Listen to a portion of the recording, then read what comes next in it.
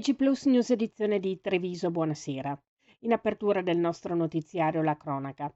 Da poco prima delle 14 di oggi, mercoledì 21 maggio, i vigili del fuoco sono stati impegnati sull'autostrada A4 per un tamponamento tra un furgone e un mezzo pesante, avvenuto al chilometro 417, poco prima dello svincolo per Meulo-Roncade in direzione Trieste. Grave il bilancio dell'incidente, è deceduto il conducente del furgone. Le squadre dei vigili del fuoco, accorse da Mestre e Treviso con l'autogru, hanno messo in sicurezza i veicoli coinvolti ed estratto l'autista del furgone, rimasto incastrato al posto di guida. Purtroppo, nonostante i soccorsi, il medico del SUEM, presente anche con l'elisoccorso, ha solo potuto constatare il decesso dell'uomo.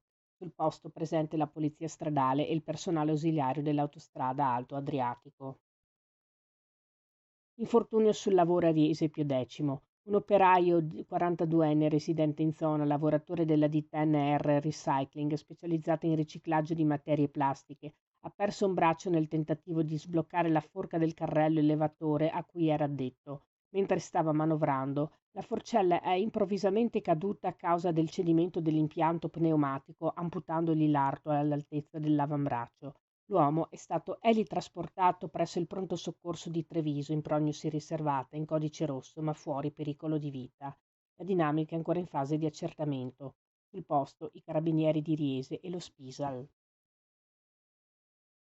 E poco prima delle 7:30 di mercoledì 21 maggio si è verificato un altro incidente sul lavoro in via dell'Industria a Mansuè, avvenuto all'interno di un'azienda specializzata nella commercializzazione di prodotti in legno. Un operaio è rimasto ferito durante le operazioni di scarico di un mezzo. Alcuni pannelli in legno che stava movimentando con un muletto lo hanno colpito. La squadra dei vigili del fuoco giunta da Motta di Livenza ha collaborato con il personale sanitario del SUEM nelle operazioni di soccorso. L'uomo, dopo essere stato stabilizzato sul posto, è stato trasferito in ospedale in elisoccorso. Sul posto anche i carabinieri e personale dello Spisal per ricostruire la dinamica dell'incidente. Cambiamo decisamente argomento. ULSS 2 e Per mio figlio hanno annunciato oggi a Treviso il ritorno del gran concerto Per mio figlio. L'appuntamento benefico si terrà giovedì 29 maggio alle 20:45 nella sala concerti dell'Odissea di Spresiano e promette di essere una serata memorabile, ricca di emozioni e musica di altissimo livello. Per mio figlio è unica destinataria di quanto verrà raccolto grazie all'atteso evento che, dopo il grande successo ottenuto dall'edizione precedente, quest'anno si pone l'ambizioso obiettivo di ottenere fondi per finanziare importanti progetti, tra i quali la Stanza dei Sogni, che accoglierà i bambini con patologia dolorosa o i bambini ricoverati in pediatria o chirurgia pediatrica che necessitano di cure o manovre dolorose.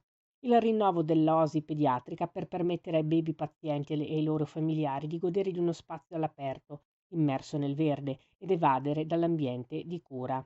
Questa era la nostra ultima notizia. Grazie per essere stati con noi. Arrivederci.